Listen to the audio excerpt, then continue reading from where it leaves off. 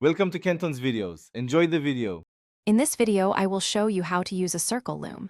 We'll begin by familiarizing ourselves with the loom's components, like the individual pegs and the crucial anchor peg. Selecting the right yarn is key. A medium weight, or worsted, yarn is often ideal for beginners.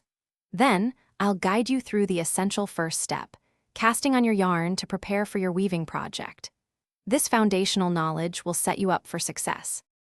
Now that your yarn is cast on, let's dive into the basic weaving stitch.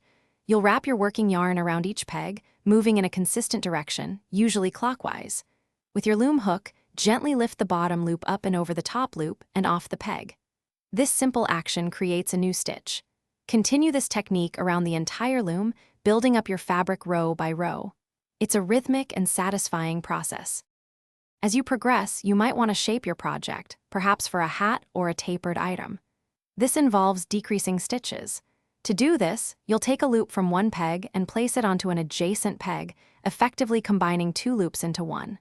Then, you'll work these two loops as a single stitch. This simple method allows you to reduce the number of active stitches, creating a neat decrease and shaping your knitted piece beautifully.